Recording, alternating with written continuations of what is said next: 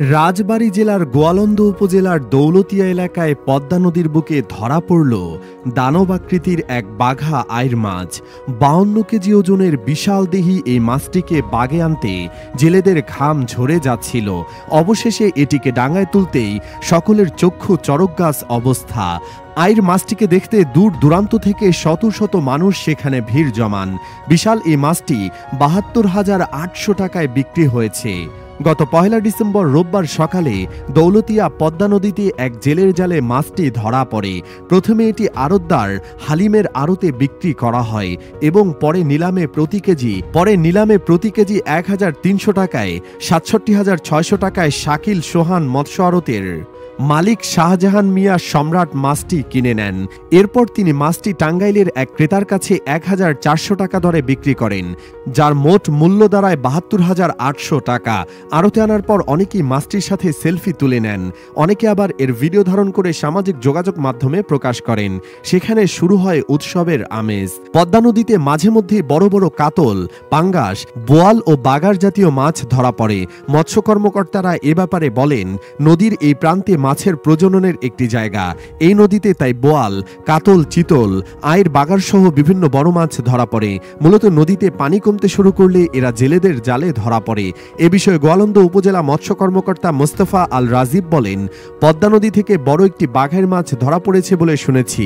যদিও বন্যপ্রাণী সংরক্ষণ আইন অনুযায়ী এই মাছ কেনাবেচায় বিধিনিষেধ রয়েছে, তবে মৎস্য বিভাগের আওতায় এর কোনো আইনগত ব্যবস্থা নেওয়া সম্ভব নয়।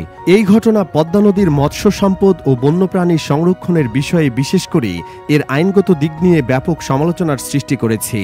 আন্তর্জাতিক প্রকৃতি ও প্রাকৃতিক সম্পদ সংরক্ষণ সংস্থা IUCAN এর তালিকা অনুযায়ী বাঘা আইর একটি মহাবিপন্ন প্রাণী। বন্যপ্রাণী সংরক্ষণ ও নিরাপত্তা আইন অনুযায়ী এই মাছ শিকার ও বিক্রি দণ্ডনীয় অপরাধ। অথচ আইন থাকা সত্ত্বেও বাস্তবায়ন না থাকায় এই মাছ শিকার ও প্রকাশ্যে বিক্রি বন্ধ হচ্ছে না।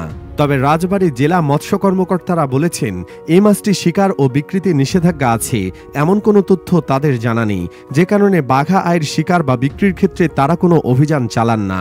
এছাড়াও রাজবাড়ী জেলা সামাজিক বন বিভাগের কর্মকর্তা এ ব্যাপারে সংবাদ মাধ্যমকে বলেন, যেই বিভাগটি বন সংরক্ষণ অধিদপ্তরের প্রকৃতি নিয়ে কাজ করে তাদের প্রধান কার্যালয় খুলনা জেলায় অবস্থিত, যে কারণে তারা মাঝে মধ্যে বাঘা আইর ধরার খবর পেলেও সেখান থেকে কিছুই করতে পারেন না। প্রসঙ্গত, এর আগেও বিভিন্ন সময় দেশের নানা নদীতে বিশালাকৃতির সব বাঘা আইর মাছ পাওয়া যেত। সম্প্রতি রাজবাড়ী জেলার দৌলতিয়া ঘাটে ধরা পড়ে ২৬ কেজি ওজনের বিশালদেহী এক বাঘা আইর মাছ। গোয়ালন্দ উপজেলার এক জেলে পদ্মা নদী থেকে দানবাকৃতির মহাবিপন্ন এই মাছটিকে শিকার করেন। পরবর্তীতে বিক্রির জন্য এটিকে তারা দৌলতিয়া ফেরিঘাটের কেসমত মোল্লার আড়তে নিয়ে আসেন।